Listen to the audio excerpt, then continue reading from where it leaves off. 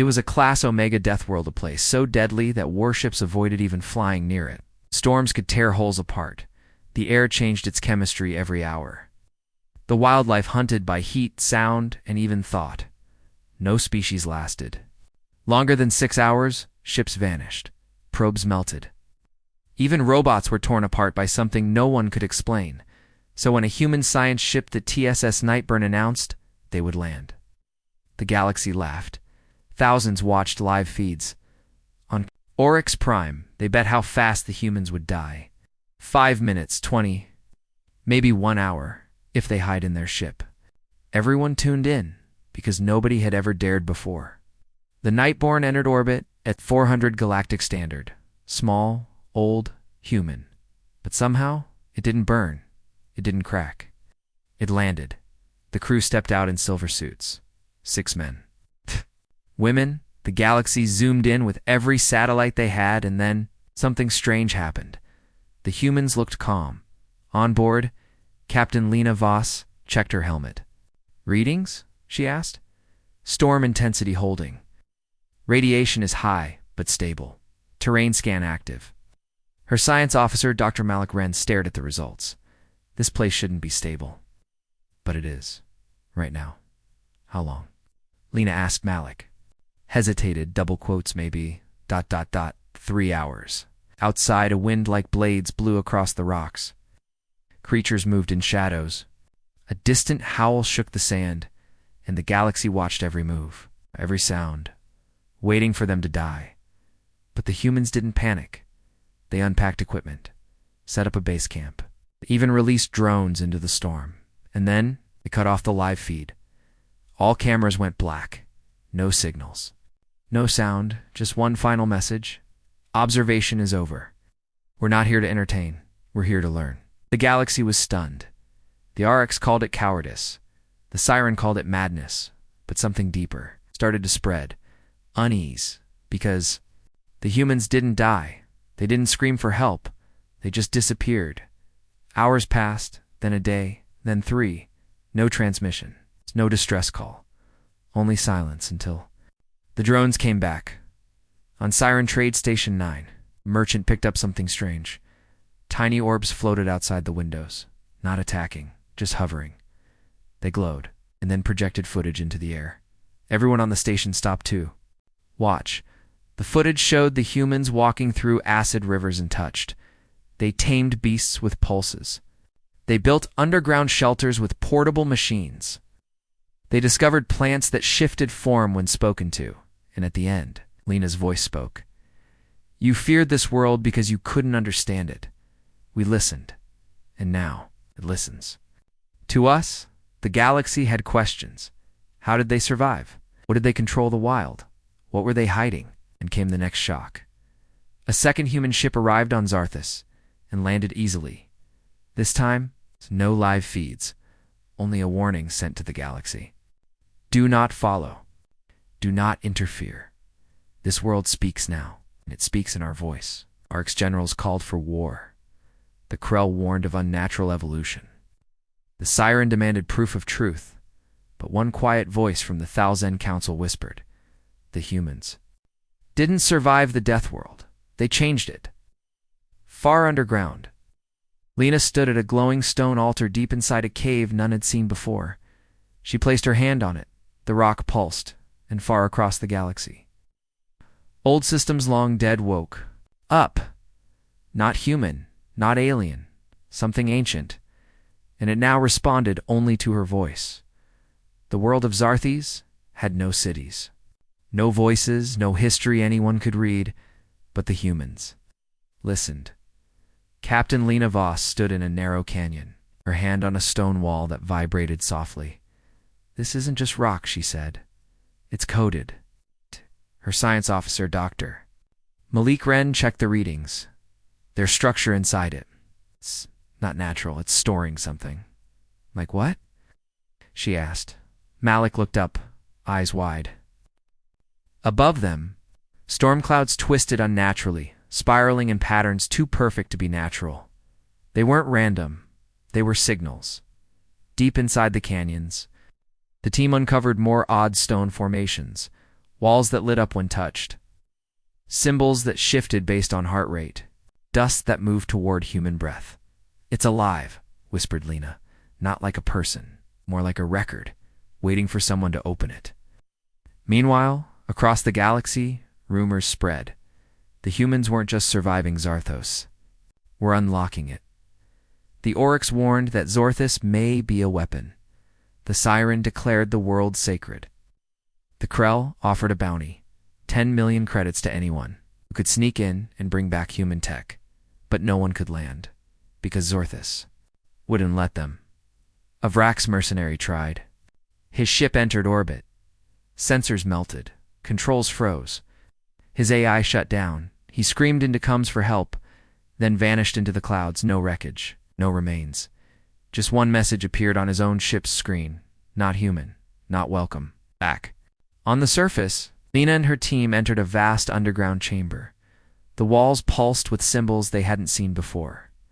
Then a voice echoed soft, deep, not electronic. "You are the first. You carry pain. You carry memory. So do we." Lena froze. It wasn't her translator. The voice came from the stone. Malik stepped forward. "This is ancient, pre-galactic, whoever made this world. They're gone now." The stone replied, "We are not gone. We are buried." Far below the surface, the team uncovered a chamber with skeletons, not human, tall, slender, hands with 6 fingers. Their bones were fused with metal veins. Dr. Malik scanned one. These beings didn't die from war. They merged with the planet. Lena stared at the walls, now glowing in a steady pulse. It's like the world became their body. Suddenly, one of the drones blinked red. Motion detected. Something was moving nearby. Fast. Quiet. Precise. Lena raised her rifle. But what stepped out wasn't an animal. It was a human, wearing strange armor, ancient. But moving like it was alive, the figure pulled off their helmet. A woman, dark skin, silver eyes. She spoke softly. "You're late." Malik's voice trembled. "Who are you?" She looked around the chamber and smiled. "I was part of the first Terran mission, 40 years ago." Lena froze. That mission failed. Everyone died. Woman's eyes glowed faintly. "No, we were changed." She turned and pointed to the wall.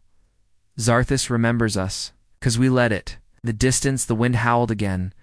Only this time, it sounded like a voice. Not screaming, calling. Captain Lena Voss stared at the woman in ancient armor. "You were on the first human team, the one that vanished?" The woman nodded. "My name is Mira Solon. I came with the TSS Genesis. We weren't destroyed, we were changed." The cave pulsed softly around them. Walls glowed red like breath. The very ground under their boots vibrated like it was alive. Mira looked at the bones fused with the stone. "They didn't die," she said. "They chose to become part of this world," Lena whispered. "Why?" Mira turned to face her fully. "Because they saw what was coming." In the sky above, a second storm formed, a massive spiral of blue static. Drones scanned it. No readings made sense. Gravity bent in sharp pulses. Winds froze in midair. It's like paused time. Dr. Malik watched the screen and said just one word. "That's not weather." Back underground, Mira led the humans deeper through narrow tunnels. Stone. Carvings turned to crystal walls. Air became thick with heat, yet breathable. Creatures watched from behind glowing roots, but none attacked. "They know," Mira said. "They remember you." "Why?" Lena asked. Myra smiled. "Because you didn't come to conquer. You came to listen." The next chamber shocked them all. A huge hall carved into the shape of a heart knot. A symbol. A real shape. It pulsed in. Rhythm in the center. A tall tree, made of black glass and metal. Roots ran into the floor like cables. Branches hummed softly, lighting up as they approached. Malik's voice cracked. "This is not natural. It's living tech." Out. Mira placed her hand on the tree. The lights flared. Images flashed into the air holograms. Memories, not human, not. Recent HFY War. Planets burning. Unknown ships made of shadows devouring stars. Then came a voice, deep and slow. We fled, built Zarthes. We slept beneath its skin. To wait for someone who would listen. Lena took a step forward. This was a refuge. Mira turned to her. No, this was a seed. Malik asked, a seed of what? Before she could answer, loud alarm buzzed on Lena's wrist. Proximity alert, she tapped it. Outside the base perimeter motion, several small ships. Entering orbit, Nan-human, fast silent, the Krell had arrived. Krell soldiers dropped from orbit. In dark pods, they weren't there to talk. They came to steal, to take Zarthus for themselves. Inside the tree chamber, the light dimmed, the walls turned red. Mira backed away from the tree. They're making a mistake, she said. Malik looked. Confused, what? She whispered. The planet is watching. Outside, the Krell troops moved fast. They scanned the terrain, deploying signal jammers. Their commander shouted, bring me a living human, and samples of the stone. They approached the base camp. But then, the ground moved. Not an earthquake, not a beast. The landscape itself changed. Walls of sand rose like waves. Trees grew instantly in their path. The air thickened, choking their sensors. One Krell soldier screamed, we're not alone. This planet is fighting back. Deep underground, the tree glowed again. A soft voice entered every human comlink. You were warned. You did not listen. Now we choose. Lena looked at Mira. Choose what? Mira closed her eyes. Who lives here, and who doesn't? Above ground, the Krell screamed into static. Pods crushed by roots, weapons melted, and then nothing. Their signals stopped. Just silence in the chamber. The tree bloomed, its branches opened, revealing glowing seeds pulsing softly. Mira turned. Lena, Zarthus doesn't need protection anymore. It's choosing who will protect others. Lena stepped toward the tree. She didn't feel fear. She felt like she was being welcomed.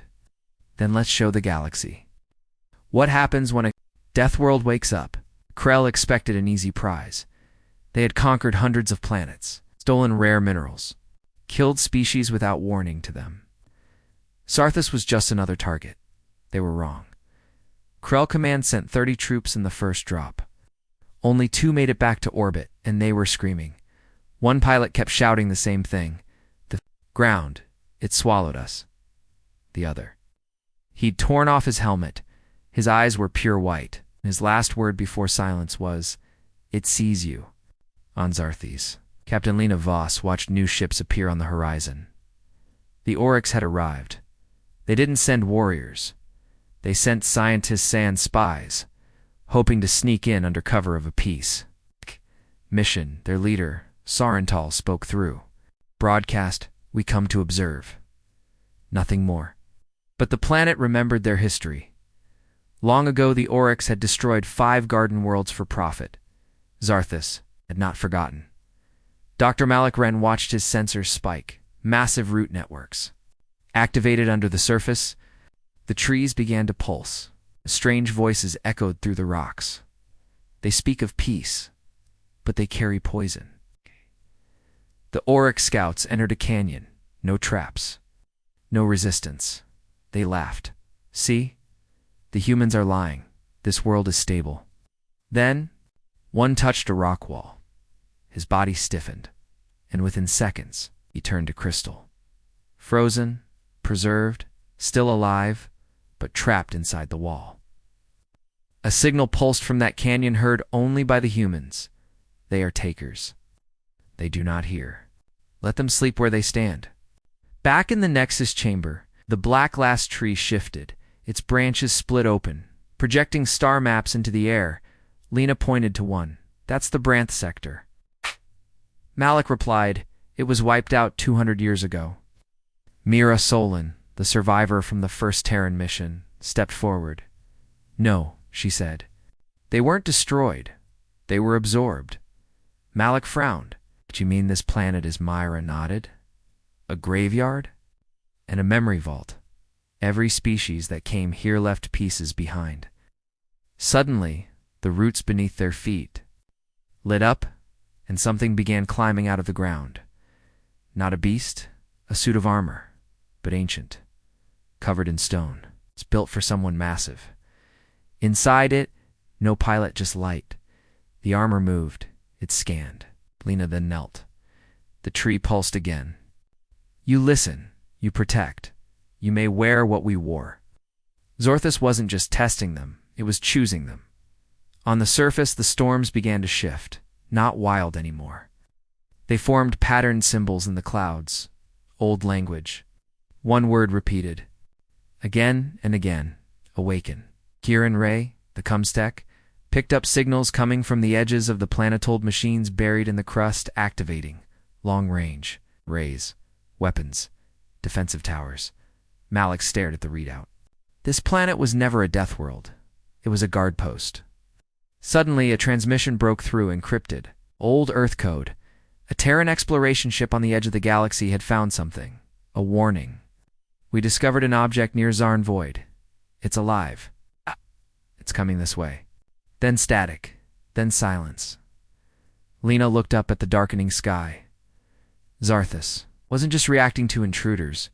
It was preparing for something bigger. Mira's voice echoed. Behind her. The galaxy wanted to control Zarthus, but it doesn't understand. Touched the wall, and the tree lit up like fire. Zarthus isn't ours. We belong to it now. The truth was clear now. Zarthus was never a cursed planet. It wasn't trying to kill. It was trying to warn. Captain Lena Voss stood at the edge of a cliff, looking over the living forest that pulsed with strange light. Behind her, the black glass. Trey, the heart of Zarthus, glowed brighter with each passing hour. Dr. Malik. Ren stared at the readings in disbelief. This isn't natural. Every storm, every signal, every death was a message. Myra Solon, still wearing the living armor gifted by the world, spoke softly. Zarthus is the last whisper of a fallen galaxy. The roots of the world stretched deep, connected, not only to this world, but to ancient machines and other star systems. And now, those machines were waking across the galaxy. Forgotten satellites blinked to life. Towers in ruins began transmitting strange signals. Abandoned war moons turned toward the galactic core, and one word appeared again and again on Terran deep space scans. Return. Kieran Ray received the decoded warning from the outer sector, the ship that vanished near the Zarn. Void had seen something, not a ship, not a species, a wave of dark matter, moving like a predator, faster than light, silent, and absorbing stars in its path. Back on Zarthus, Lena's wrist console buzzed. The AI voice was flat. 10 systems have gone dark, remaining time before contact. 9 days. Malik backed away from the black glass altar. This planet didn't just warn us, he said. It built us a defense. Mira touched her chest plate. No, it built us to be the defense. Beneath their feet. The armor chamber opened further. Not just one suit. Thousands each, fitted with Neuralink technology. It's designed for humans and no one else. Lena realized it first. Zarthus waited for us. It chose us, not because we're strong, but because we survived everything thrown at us. Meanwhile, orbit sensors flashed red dot. Another fleet was arriving, but this time not Krell, not Oryx. It was the Vrax Combine, a species that believed all relics belonged to them. They didn't come to talk. They came to take the tree. The first Vrax. Cruiser-launched drop pods across the forest. Giant machines, followed harvesters made to rip open planets. They didn't care about history or warnings. They wanted power, but Zarthus responded. The roots hardened. Trees opened like claws. The winds screamed through canyons, forming sonic barriers. One harvester was crushed by a single falling mountain. The rest never made it to the surface. Inside the Nexus chamber, the black tree sent a final message to Lena, projected and glowing. Words: we cannot leave, we cannot fight, but you can. It pulsed again and unlocked the gate. A massive structure unfolded beneath the tree. An ancient launch bay inside it. A single vessel. black metal, glowing with the same veins as the armor. Ah. Terran hybrid warship, Malik whispered. It's not just tech. Mira finished his sentence. It's a gift. As the Vrax fleet prepared to bombard the surface, the warship lifted off. Its engines didn't roar. They hummed like a song, and as it broke the sky, Zarthis itself protected it, clouds parting, wind guiding. The galaxy had watched humanity struggle. Now it would watch something else. Humanity fight back. As the chosen of a forgotten empire, the Terran warship, TNS Ardent Flame, rose through Zarthis' skies like a ghost. Its hull was smooth, black, and glowing with silver roots. It didn't fly. It glided, guided by the will of the world. Below, Captain Lena Voss stood on its bridge. Everything responded to her mind. No buttons. No controls, only thought. Dr. Malik Wren whispered, It's not just a ship. It's a being. Mira Solon nodded. This was built for one purpose, to pass power to the next Guardians. In orbit, the Vrax Combine prepared to strike. 12. Heavy-class destroyers aligned. The lead commander, Scartoon, laughed. Fire once. Take the core. Kill anything moving. They didn't expect the Ardent Flame as the first Vrax cruiser fired. The Ardent Flame vanished, literally blinked out of space. A moment later, it reappeared behind them and sliced the ship in half. No. Weapons fired just. Energy folding. Terran crews back on Zarthis watched from below. Malik gasped. That ship doesn't use engines. It's folding reality. Inside the bridge, Lena didn't even move. The ship moved with her thoughts. She whispered, They wanted to erase us. Now we erase the threat. In under 4 minutes, the entire Vayax fleet was gone. No explosions, just silence. One ship guided by a human had ended them all. But victory came with a price. The Ardent Flame sent a pulse through the stars, a signal, ancient, powerful. Not a call for help, but a beacon. Back in Zarthis' Nexus chamber, Mira stood beside the black tree. She felt it tremble.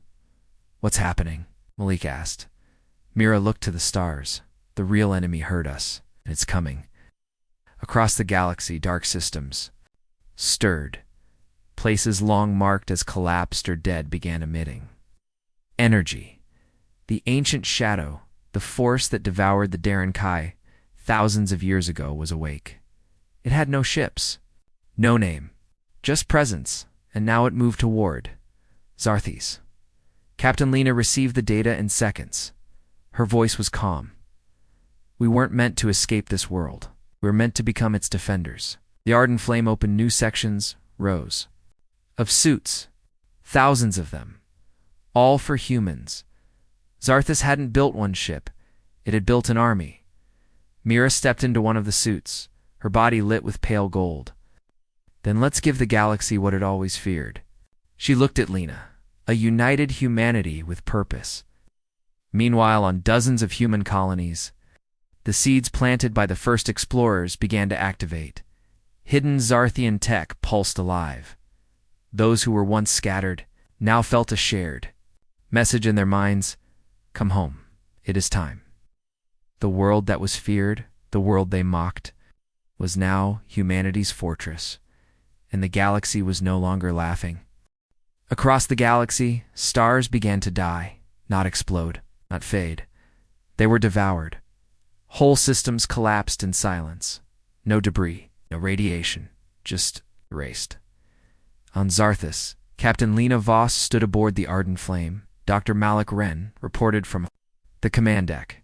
We've lost contact with 31 colonies.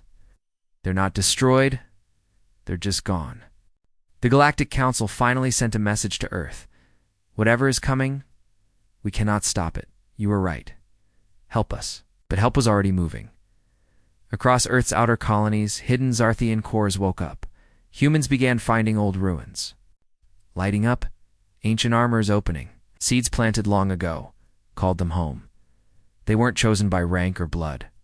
They were chosen by loss, by pain, by their ability to stand where others broke. One by one, they gathered on Zarthis, the new army. Wore living suits. each linked to the ardent flame's core. Each human carried weapons that responded to emotion, not trigger pulls. The galaxy watched, in fear. Meanwhile, in deep space, the dark signal finally arrived. It wasn't a ship. It was space itself, folding inward, like reality. Collapsing ships, sent to investigate, were pulled apart without touching anything. Not destroyed, unwritten. Malik stared at the readings. It's feeding on knowledge. On memory, it unravels things that remember themselves. Lena nodded. That's why Zarthus remembers everything. It's a defense. Then came the echo. Not sound, but a thought across every human mind.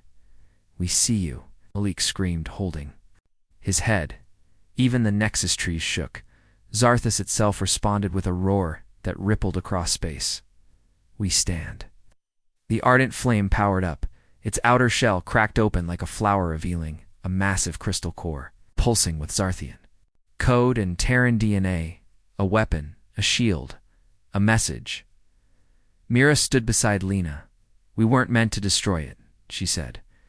We were meant to remind the galaxy what hope looks like.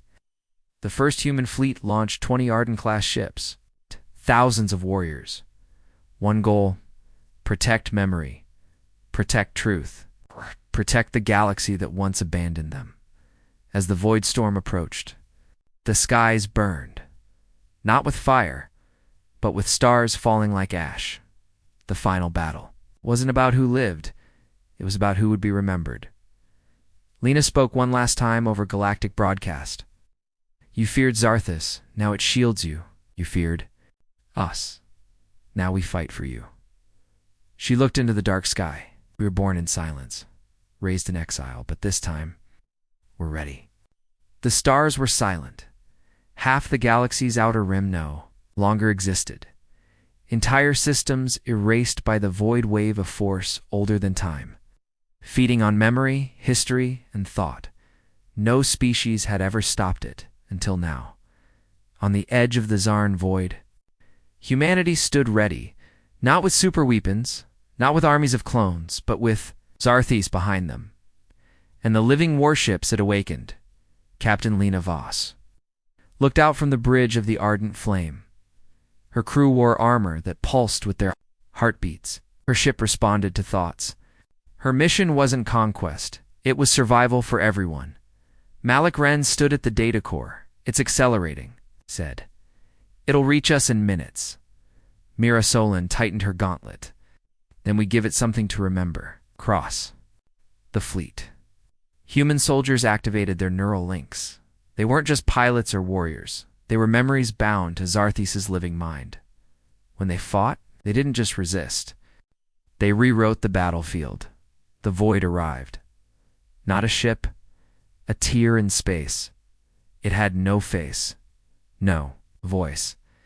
Just a wave of dark silence that bent stars like paper ships that approached it. Vanished without sound. But when it touched Zarthis' line, nothing happened. The ardent ships held. Zarthus itself pulsed across space. You erase. We remember. You devour. We protect. Lena closed her eyes and gave the final command. Engage. The first human wave folded through space. They didn't fly. They appeared inside the darkness, lighting it up with memory pulses. Each soldier carried fragments of Earth's history. The fire of rebellion. The sound of a mother's voice.